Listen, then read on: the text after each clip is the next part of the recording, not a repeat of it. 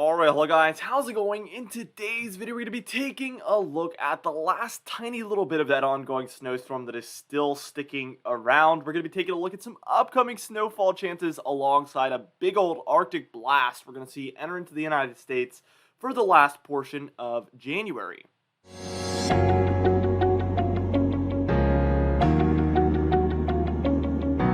Anyways, before I get into this video, be sure to smash that like button, leave a comment down below, and subscribe for more weather-related content. For today's comment of the day, I want to know, do you think that February will be more snowy and cold than January was? Let me know in the comments down below, and I'll be picking one of those for tomorrow's video. Now, we're taking a look here at the national radar imagery, obviously. And the precipitation typing turns off for a little bit in this. I'm really going to have to talk to WSP3, the owners over at WSP3, about why this is happening. Maybe there's an update out there that really fixes this, but at this point, I do not know. It's been happening a lot more recently, and it's getting kind of aggravating. Now, we have three areas of, I guess four areas of precipitation at this point. One down here in the southwest, we have an area of some showers down there for Colorado, Arizona, and even into California. We have another area of some showers going on for some portions of the plains here in Montana, North Dakota, and a bit of South Dakota as well. Now up here for the upper Midwest and the Great Lakes, we also have some snowfall taking place with a bit of a clipper system that's pulling through. Just like this, we are seeing some snowfall here. And then we have our big old snowstorm here that has basically come to an end. The low pressure system is probably about here, and it's making a move sort of like this. It's going to head further and further offshore. So that's why we're seeing the precipitation really pull away there at the very end.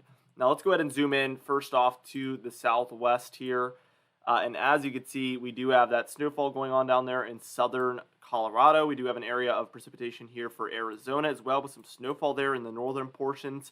And then mostly rainfall here in the southern or more central regions of the state. And then for Southern California, we are seeing a bit of some rainfall take place down there in the desert regions of California. Super interesting there as well.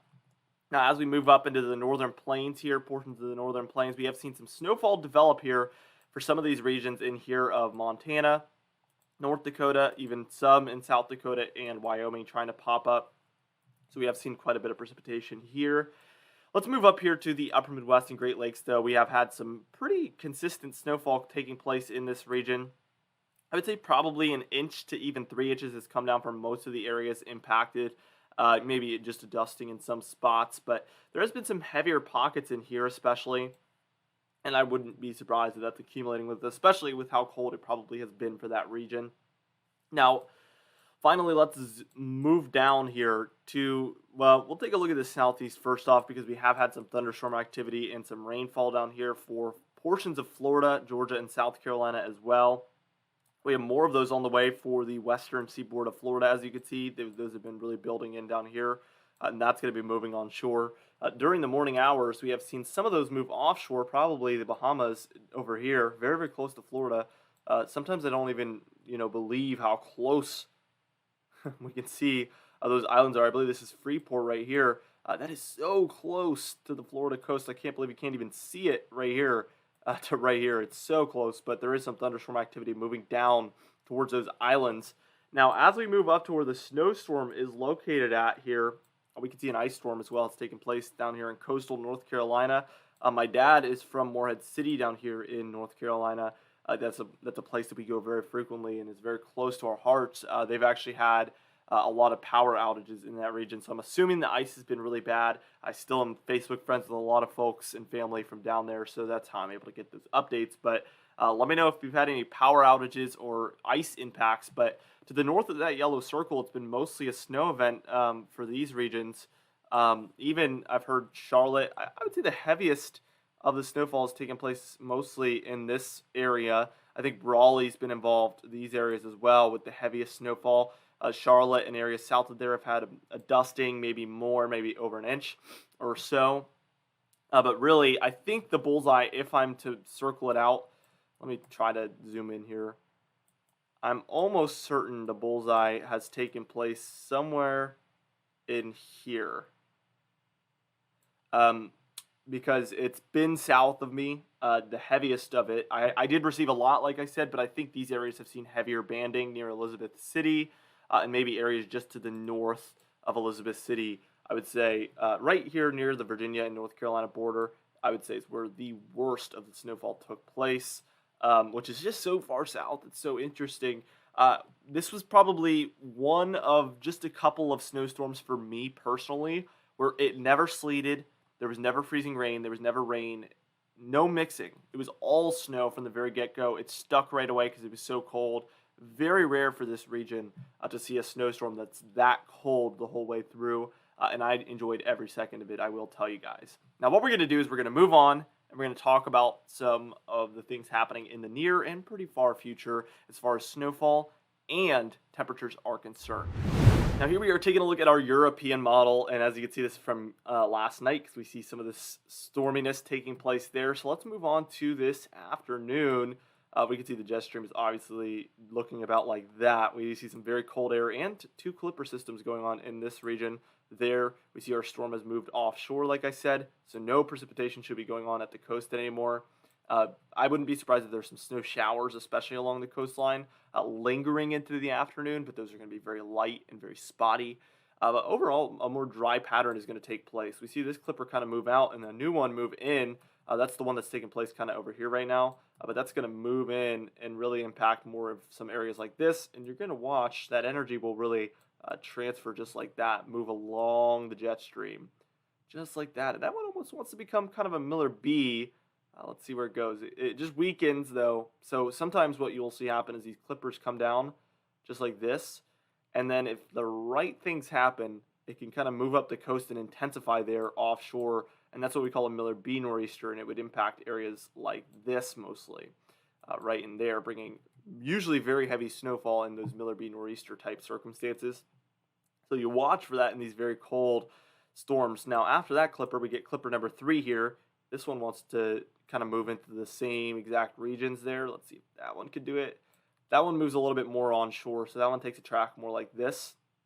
So obviously that will not become a Miller B nor'easter. Now, we're going to take a look at the temperature anomalies, but things are getting even colder here. The jet stream is diving down into the eastern United States, and this is going to be by Tuesday, January 25th there. We see another clipper. This one's very far south, so I think that's clipper number 4. I'm kind of losing count here. But that one kind of just weakens over these regions. So it impacts these areas and then kind of just weakens away, even though it's very weak from the very beginning. Anyway, we get even colder air, believe it or not, by the time we're reaching about Friday into Saturday time frame. That's going to be January 29th. So the trough digs even deeper there. The ridge kind of ridges up even higher there. And we are seeing some snowfall activity here. What's interesting is we're seeing some snow showers, so some low pressure and some disturbance going on in here, but we do have a stronger low pressure system here, but what happens is it kind of doesn't connect. So again, our main jet stream is here, but there's just too much separation here. We're not seeing it merge fully. Now, very easily, this is 168 hours out, very easily none of this could happen, but also very easily we can see this jet stream join up with this one, and that would cause a major snowstorm to take place somewhere in here. And this is that time frame that we've been watching for a potential storm signal. So that is that storm signal. You can see it does kind of try to go with the jet stream, but it's just way too far offshore on this model. It would need to be, more like here, whereas it's way over there. So that is what we're dealing with right now. It's definitely going to be cold enough, it looks like, so we're going to need to wait and see what this storm does, compared to what our jet stream is doing, if it can join up or not. Now, all the way, this is going to be 8 p.m. on the very final day of January there. That's going to be January 31st. We could see that we get kind of a jet stream like this still, some snowfall activity in the northeast. And then finally, we get an active pattern kind of beginning again for the west. We see some snowfall taking place for a lot of the Cascades, Sierra Nevadas, and the Rockies here by this point. Again, I'm watching that the January 31st into the 1st of February for a potential signal that the West can become very active once more. I'm watching that date right around the very end of January into the beginning of February is when I think activity will return for the West. For my Western folks that watch my videos, I just want you to know that is my thoughts at this point, because I know it's going to get quiet here for a little bit. Now, temperature anomalies. We're obviously in very far below normal temperatures here, and pretty fairly normal temperatures in here. There is some pockets of well above normal temperatures though as well. Let's just move this forward. This is going to be towards tomorrow evening. You can see again the trough is located there, ridge is located here. Jet stream is doing something like this. We've watched this, but that is what we're seeing. Again, trough here, ridge here. Let's continue this on. So obviously things get much colder here. Obviously, this is right around when I think the Arctic blast is really taking place. This is when we're seeing that dive down that trough.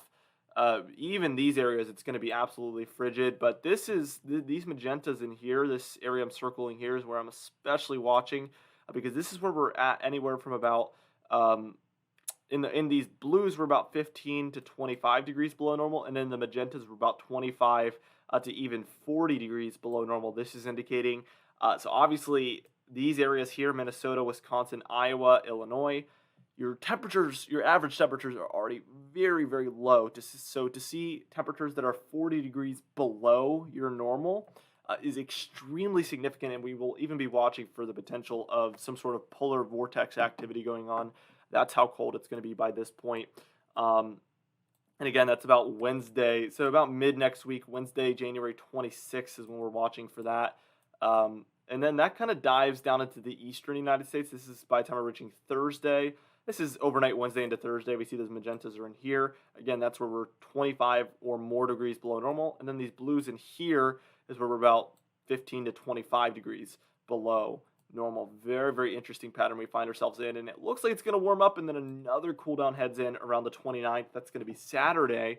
And you can see very frigid temperatures up here again, like I said, and very warm temperatures basically west of the plains. So still a trough in the east pattern. And again, we are watching the very end of January into February for a big pattern switch, which is very funny, by the way, because remember, this winter started out very warm. In December, it looked like, oh, this is going to be another torch winter, right, guys? Well, right on the very last day of December into like the very first couple of days of January is when we switched into a cold pattern. We were watching for that, and I believe we were in a cold pattern in November, if I remember correctly, and on the 1st of December is when we switched into the warm pattern. So it's been the very final days of months and the very first days of months when we're seeing that pattern completely flip. And let's move in to February.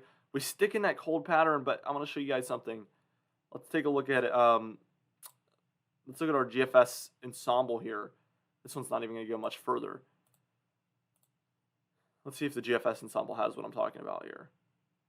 Yeah, so we see, well, this model kind of keeps us cold. I've been seeing some data that suggests that the southeast ridge will return. Here we go. So February 3rd, look at the pattern the European ensemble has us in.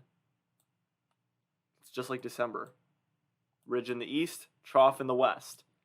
Right on February 3rd. So it's not exactly on the 1st, but it's just after the 1st we switch into kind of the southeast ridge pattern. And it kind of keeps us in that a little bit. We do see some cold air creep into these regions. But overall, these areas in the southeast stay fairly warm, sort of like we saw in December. And there's no denying that the heart of the cold on this frame is definitely out west there, is where that trough would be mostly located. This looks like a big old smiley face. So let's give it teeth there. All right, cool. Now, anyway, for today's confidence tab, we didn't talk about anything that's really happening now. We talked about mostly things that are upcoming. For today's confidence tab, we are at a 4 out of 6. I genuinely feel like a lot of what I talked about today is going to happen. So even though it's mostly about 10 days out or so, I do feel very confident in what I said. Anyway, for today's comment of the day, I asked you guys, do you think we're going to see any bigger snowstorms than the one we're seeing right now along the eastern seaboard? Or have we already seen our biggest snowstorm in the east for January? And James Marsh said, I believe we will see a larger snowstorm in the next 15 days. And I definitely agree that I think statistics just kind of prove that that probably is going to be the case, but there's no guarantee, obviously. For today's patron highlight of the day, I want to thank you all for supporting the channel, but especially our platinum patrons, Bill Crates, James Wade, Dovey Nagel, Lil Pan, Mandy Birchfield, Patrick Strickland, Dave Scott, and Donna Carnes as well. I would also like to thank our diamond patrons, Bill Roberts, Marcus Connolly, Noah Orlando, Cuddalessa, Catbite, Charles Stinnett, Bill Dallas, Gary's, and John Colisi also. I would also like to thank our channel members, Catbite, Stephen Finn, and Jeremy Cox as well. Anyway, guys, thank you so much for watching this video. Be sure to smash that like button, leave a comment down below, and subscribe for more weather-related content. I'll see you guys in the next video.